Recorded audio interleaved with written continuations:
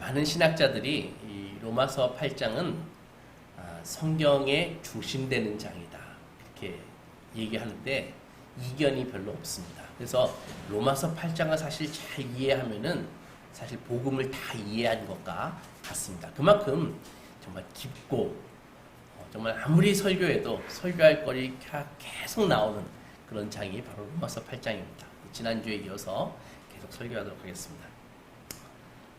사람이 하는 그 모든 행동을 하는 그 동인이라죠. 행동의 원인. 그게 무엇일까? 그러니까 어떤 사람이 어떤 행동을 하는 이유가 무엇일까를 생각해 보면은 뭐 몇 가지가 있겠지만 그래도 가장 큰 그 행동의 원인, 동인은 좀 절박한 분들은 먹고 살고 싶어서. 그죠?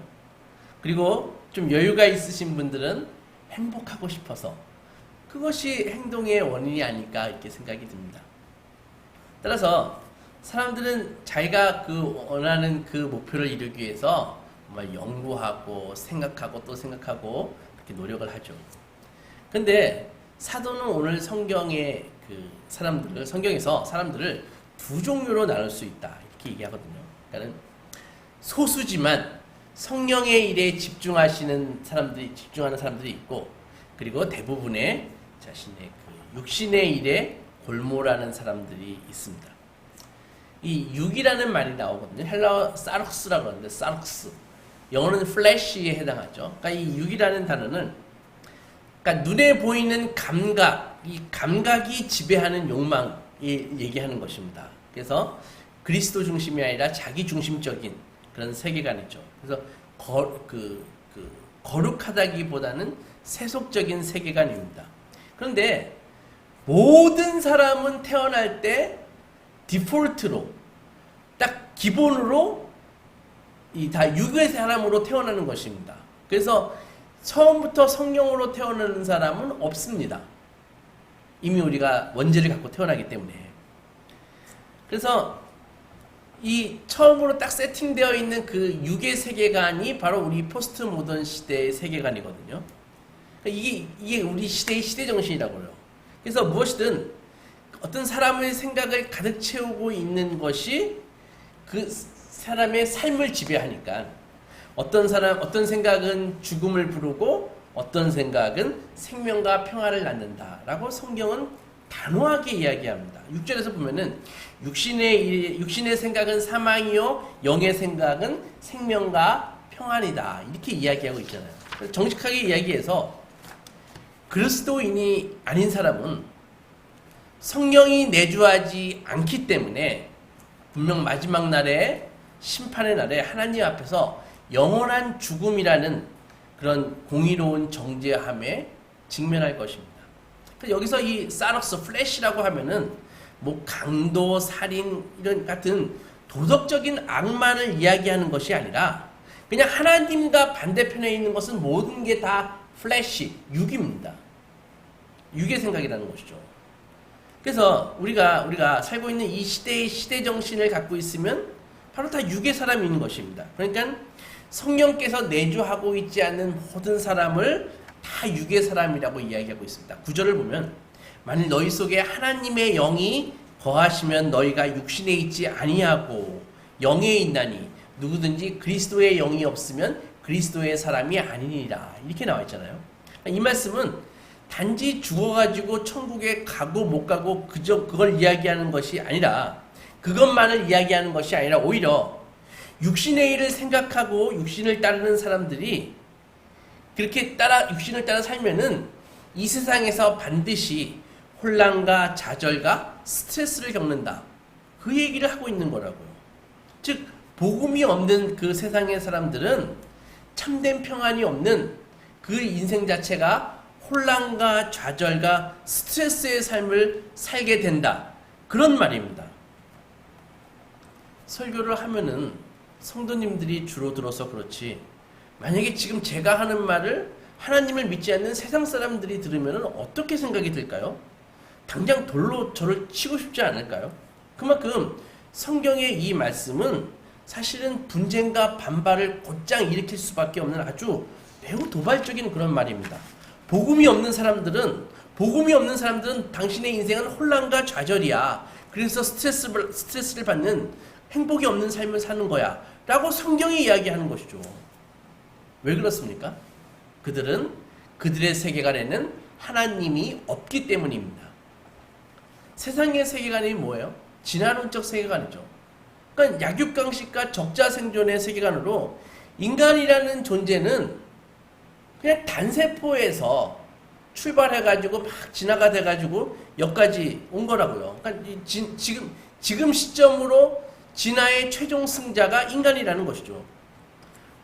현재 지금 시점에서 이 호모사피엔스가 진화의 최종 승자지만 진화가 멈춥니까? 진화는 계속되어 갑니다. 그리고 환경이 변하잖아요. 그래서 만약에 이 호모사피엔스가 정말 급격한 환경의 변화로 인해서 멸종되거나 아니면 호모사피엔스보다 더 경쟁력 있는 그런 다른 종이 나타나가지고 그 종의 도전을 호모사피엔스가 물리치지 못하면은 그 더 우월한 종에게 진화의 최종 승자 자리를 물려주고 호모사피엔스는 멸종되는 것이죠. 그러니까 이런 세계관을 세상이 갖고 있기 때문에 어떻게 해야 됩니까? 경쟁해야 되는 것입니다. 경쟁에 뒤처지면 죽는 것이거든요. 왜? 삶 자체가 약육강식이니까 센 놈이 잡아먹는 것이니까.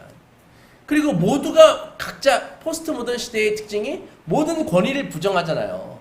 그러니까는 모두가 다 왕이라고요. 작은 왕들이라고요. 그러니까는 자신의 힘으로 자신의 왕국을 지켜야 되는 것이죠. 이런 세계관의 문제점이 무엇입니까? 시간이 갈수록 경쟁력이 떨어진다는 게 문제점입니다.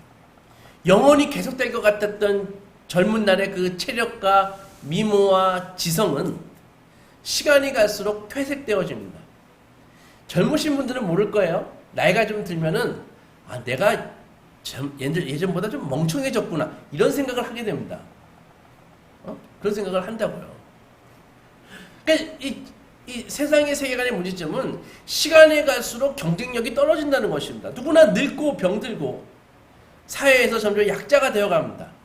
결국 이 육의 세상은 육으로 살고 있는 세상의 세계관의 끝은 육의 죽음입니다.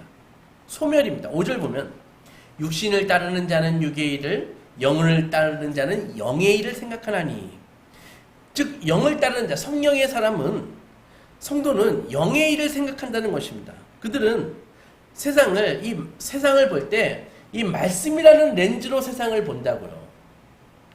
그러니까 성도는 하나님이 말씀으로 세상을 창조하셨다는 것을 믿습니다. 그리고 하나님께서 이 세상을 창조하신 목적은 사람들이 세상에 살면서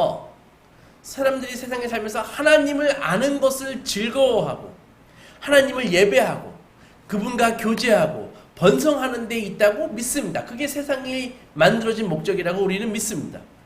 우주의 주인이신 하나님이 바로 이런 목적을 가지고 세상을 다스리고 계십니다. 즉 세상은 바로 이 목적을 가지고 살 때 하나님이 이 세상을 그 목적을 가지고 그 목적을 깨닫고 살 때 세상을 사는 것이 가장 쉽고 행복하도록 그렇게 세상이 디자인되어 있다고요. 그게 세상이 운영되는 원리라고요. 그러므로 하나님의 뜻이 아니라 이런 하나님의 뜻이 아니라 자기의 욕망에 이끌려 살게 되면은 어떻게 돼요? 원래 누릴 수 있는 것보다 훨씬 못한 삶을 살 수밖에 없다고요. 마치 이 자연 법칙을 거스르며 사는 것과 똑같습니다. 중력을 거스르며 사는 것과 똑같습니다. 세상에 누군가가 중력을 거스러서 살면 얼마나 힘듭니까? 얼마나 에너지가 많이 듭니까? 얼마나 좌충우돌해야 될까요? 거기에 진정한 평안이라든지 순적함 이런 게 없다고요. 그저 분투해야 되죠. 투쟁해야 되죠. 근심해야 되죠. 왜? 자기 왕국을 지켜야 되니까.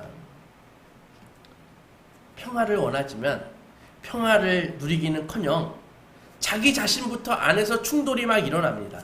다른 사람과 경쟁하고 투쟁하며 싸워야 됩니다. 이 적자생존이잖아요. 결국 자유와 생명을 누리기보다는 그런 욕망의 노예 상태로 죽음에 이르게 되는 것입니다. 여러분 성도도 마찬가지예요. 예를 들어 보겠습니다. 만약에 여러분이 성도인데 이 살다가 어떤 일로 아주 골치 아프게 만드는 일이 있잖아요, 사는 게. 근데 만약에 그 문제에 발목 잡혀서 속을 막 태우고 있죠. 근데 문제가 있지만 그 문제로 과도하게 근심하다가 쇠약해지기까지 한다면, 그래서 지나치게 근심하고 염려한다면 그 신앙에 문제가 있는 것입니다. 내가 해결할 수 없는 문제를 하나님께 맡기지 않고 자신이 극도로 걱정한다는 것은 무슨 의미예요? 하나님의 자녀라고 하는, 나를 지금 하나님이 나를 보호하고 계신다고 하는 그 정체성을 잊어버렸다는 것이죠. 하나님께서 이 우주를 창조하시고 다스리시는 이유가 우리 자녀들에게 하나님의 사랑을 베푸시기 위해서 이 세상을 만드셨거든요. 하나님이 이 우주가 필요하십니까? 하나님에게 햇빛과 공기와 물이 필요하십니까? 햇빛과 공기와 물은 우리에게 필요한 것이지 하나님에게 필요한 것이 아니죠. 그런데 하나님이 왜 만드셨습니까? 다 하나님의 자녀들을 위해서 만드신 것입니다. 이 모든 것을 창조하신 이유가 하나님의 자녀들을 위해서 만드셨는데, 그런 하나님을 놔두고 그런 하나님을 전혀 계산해 두지 않고, 만약 여러분들이 지나치게 근심하고 염려하고 노심초사 한다면 그것은 영의 일을 잃어버리고 있다는 것을 의미하는 것입니다. 성도가 가끔 극단적인 선택을 하는 분들이 계시는데 그것이 용납될 수 없는 이유가 바로 여기에 있습니다. 왜 하나님이 계산에 없냐는 것이죠. 다른 예를 들어보겠습니다. 성도가 실수로 죄를 지었습니다. 혹은 돈 버는 일에 서툴러서 소질이 없어서 경제적으로 힘들다고 칩시다. 이렇다 할지라도 지나치게 내가 죄를 짓다니 나는 정말 구제불능이야. 혹은 난 정말 돈 버는데 무능해. 밥만 축낼 뿐이야. 라고 지나치게 자기 비하를 하고 자기가 그 무가치함을 토로한다면 그 경우에도 영의 일을 잊어버린 사람입니다. 신앙에 반드시 문제가 있는 사람입니다. 요한일서 3장 20절에 이런 말씀이 있습니다. 우리 마음이 혹 우리를 책망할 일이 있어도 하나님은 우리 마음보다 크시고 모든 것을 아시느니라. 우리 마음이 자기 자신에 대해서 혹 책망할 일이 있다고 판단이 들어도 하나님은 우리 마음보다 크시고 모든 것을 아신다. 그런 말씀이거든요. 그러니까 이 말씀은 우리도 우리 자신이 마음에 안 들 때가 많잖아요. 있잖아요. 그죠? 자기 자신이 모질이라고 생각하는 경우가 있잖아요. 하지만 우리의 생각보다 더 크신 하나님은 우리를 다 아시고 사랑하신다는 말입니다. 선하신 그분의 계획 안에서 우리는 다 귀하게 쓰임받도록 존재하는 그런 사람들이라는 말이죠. 성도라는 것이죠. 우리가 우리 자신의 알량한 능력이나 열악한 환경이 아니라 우리의 정체성, 즉 하나님의 자녀라고 하는 정체성을 기억한다면 수시로 나의 감정을 엄습하는 무가치하다라는 감정을 이겨낼 수 있는 것입니다. 요즘 우리 자녀들이 SNS에서 왕따를 당하거나 문자적인 그런 테러를 당하면은 못 견디고 가슴 아픈 선택을 하는 그런 경우가 종종 있습니다. 저는 옛날 세대이고 라떼는 하고 이야기하기 좋아하는 세대지만 그런 소식을 들으면 SNS? 그거 왜 쳐다보고 상처받고 상처 주고 있지? 그거 안 보면 안 되나? 라고 생각하지만 현실은 다른 것 같습니다.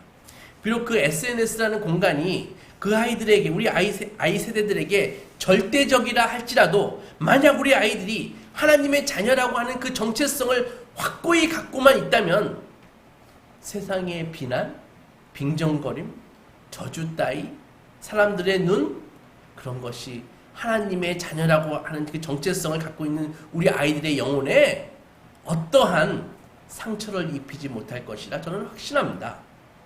7절 보겠습니다. 육신의 생각은 하나님과 원수가 되나니 이는 하나님의 법에 굴복하지 아니할 뿐 아니라 굴복할 수도 없습니다. 그렇게 되어 있잖아요. 그러니까는 여러분들 생각에는 중립이라는 게 없습니다. 육신의 생각 아니면은 영의 생각입니다. 영의 생각 아니면 육신의 생각입니다. 하나를 거부하지 않고는 하나에 집중할 수 없습니다. 그러니까 육의 일에 사로잡힌 사람들은 성령의 뜻을 거스를 수밖에 없다고요. 반대로 성령의 일에 집중하는 사람들은 육의 일에 발목 잡히지 않습니다. 우리 본성상 우리의 생각은 기본적으로 죄를 극복할 수가 없습니다. 도덕적으로, 윤리적으로 뭔가 결정하고 잠깐 성공할 수는 있지만 하나님께 적대감을 품는 죄의 뿌리는 여전히 우리 생각 속에 박혀 있는 것입니다. 그래서 인생에서 하나님을 만나지 못한 그 인생들은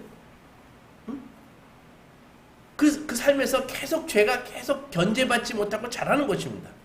이런 적대감으로 인해서 세상은 하나님을 기쁘시게 할 수 없습니다. 8절 보겠습니다. 육신에 있는 자들은 하나님을 기쁘시게 할 수 없느니라. 육신에 속한 사람들은 하나님께 인정받는 삶을 살 수 없습니다. 왜 그렇습니까?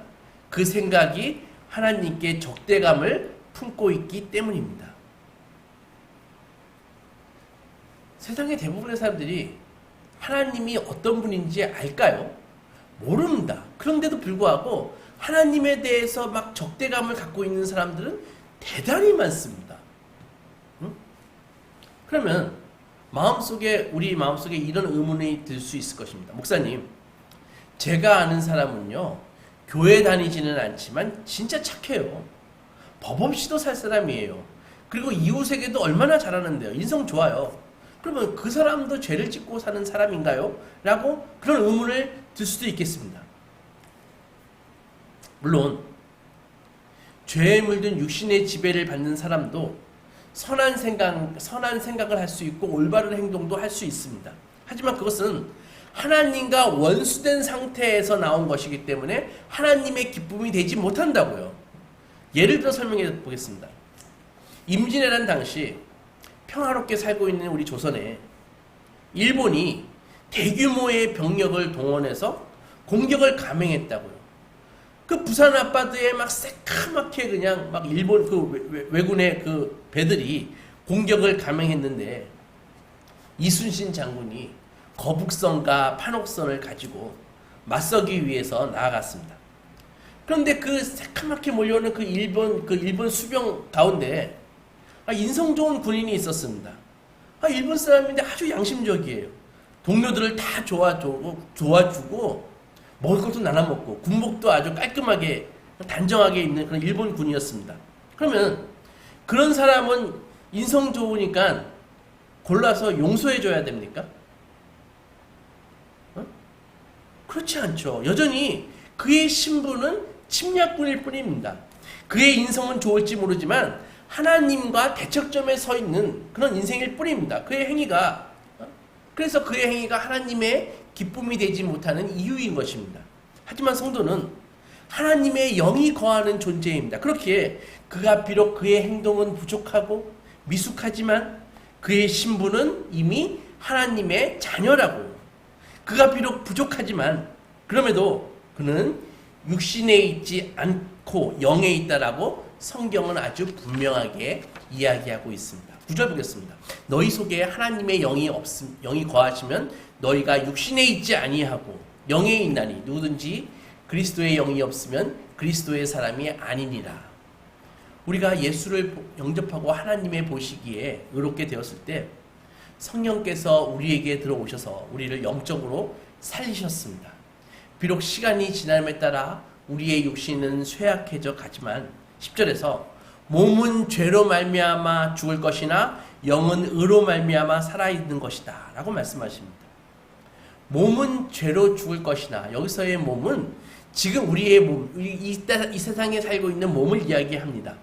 우리는 곧 영생에 필요한 몸을 하나님으로부터 받게 되어 있습니다. 지금 우리가 갖고 있는 몸은 영생에 적합하지 않는 몸입니다. 왜? 3차원 공간에 의해서 제약받을 수밖에 없는 몸이기 때문입니다.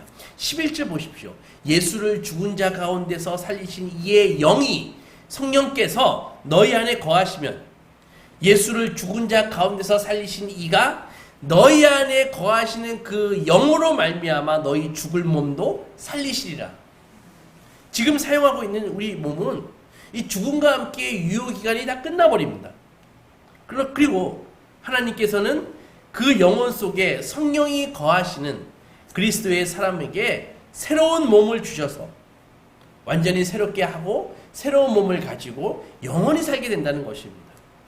그러나 현재 우리 속에는 우리가 영적으로 성장하는 것을 싫어하고 방해하는 죄된 본성이 여전히 있습니다. 그러므로 우리는 죽을 몸이 살아날 것을 기대하지만, 새로운 몸을 받을 것을 기대하지만 반드시 몸의 행실을 죽여야 됩니다. 13절에 너희가 육신대로 살면 반드시 죽을 것이로되 영으로서 몸의 행실을 죽이면 살리니. 여러분, 죽인다는 말은 우리 속에 남아있는 죄된 본성을 내버려 두지 않는다는 말입니다. 그것을 방치하게 되면 심각한 문제가 발생하기 때문이다. 우리는 성령으로 그것을 공격해서 죽여야 됩니다. 많은 사람들이요, 자기 안에 있는 이 좀 작은 죄, 은밀한 죄, 불순종하는 죄, 이런 것들을 막 방치하는 경향이 있습니다. 근데 왜 그런 것을 내버려 둘까요? 왜 신앙생활이 변화가 없을까요? 그런 작은 죄악과, 내가 지금 방치하고 있는 그 작은 죄악과 불순종의 그 최종 정착점이 뭐라고 생각합니까? 그거 한번 생각해 보신 적이 있으십니까? 그 정착점은 바로 하나님이 없는 내 자신의 패러다이스, 왕국을 원하는 것입니다. 이런 불순종과 죄악들을 그냥 놔둔 채로 하나님의 은혜를 구한다, 축복을 원한다, 다 허구일 뿐입니다. 항상 이런 죄악과 불순종을 방치하는 자기의 깊은 그 심령이 무슨 세상을 꿈꾸는지를 한번 정직하게 물어보십시오. 내가 지금 방치하고 있는 죄와 내 불순종한 그런 요소들이 있는데 나는 왜 이것을 적극적으로 죽이지 않을까? 그 생각의 정착점은 결국은 하나님을 불편하게 느끼는 그런 자기만의 그 왕국이 아니겠습니까? 우리는 죄를 죽여야 됩니다. 죄에 물든 본성을 죽이면 죽일수록 성령이 주는 생명과 평화, 영적인 풍성함을 더 많이 누리게 되는 것입니다. 6절에서 말씀하셨듯이 육신의 생각은 사망이요 영의 생각은 생명과 평안이니라.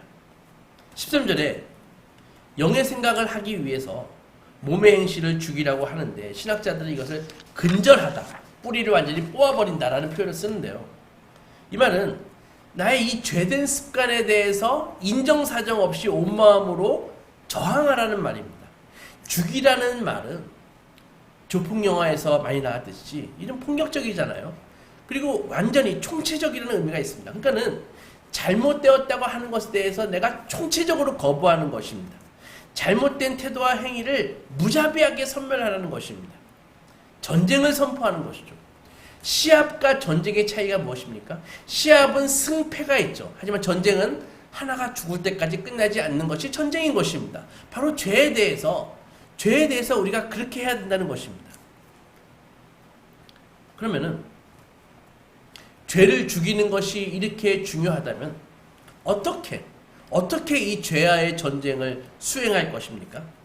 마인드 컨트롤을 하면 되나요? 좋은 말씀을 많이 들으면 죄가 근절됩니까? 여러분, 죄를 근절한다는 말은 죄를 왜 근절 못해요? 내 마음이 죄를 원하기 때문입니다. 내 마음은 왜 죄를 원할까요? 죄가 주는 유익이 있기 때문에 죄를 원하는 것입니다. 그러면은 어떻게 이 죄를 죽이고 근절하겠습니까? 12절을 보면 그러므로 형제들아 우리가 빚진 자로 돼 육신에게 져서 육신대로 살 것이 아니니라 이렇게 나와 있거든요. 그래서 그러므로라는 말이 뭐예요? 우리가 예수님의 피로 구원받았고 앞으로 하나님이 주실 새 몸을 가지고 영원히 그분과 함께 천국에서 살 존재인데 그렇기 때문에 그런 말이죠. 그러므로가 우리가 빚진 자다. 그런 성도가 우리가 빚진 자라 그러는데 우리가 누구한테 빚을 졌어요? 국민은행에 빚을 졌죠. 누구한테 빚을 졌습니까? 우리는 예수 그리스도께 빚을 진 자들입니다. 그분이 우리를 위해 하신 일이 있으시잖아요. 예수께서 우리를 위해 하신 일이 있으시잖아요. 우리를 위해서 십자가에서 우리 죄를 위해서 십자가에서 우리를 위해서 죽으시고 부활하신 예수님의 그 위대하신 일이 있으시잖아요. 그리고 그것으로 끝이 아니라 앞으로 우리를 위해 하실 일이 있으시잖아요. 지금 보좌 우편에서 우리를 중보하고 계시고 앞으로 사랑에 오셔서 우리에게 새로운 몸을 주시고 하실 일들이 있잖아요. 그러니까 이런 것들 때문에 우리가 감사하지 않을 수 없다라는 것이죠. 사도는 우리가 죄를 근절할 수 있는 길은 바로 오직 주님의 그 헤아릴 수 없는 그 사랑을 만나는 것이라고 가르쳐주고 있습니다. 요한복음 15장의 말씀처럼 포도나무인 예수님께 가지인 우리가 붙어있기만 하면은 그리스도에 대한 감사와 은혜를 깨닫게 된다는 것입니다.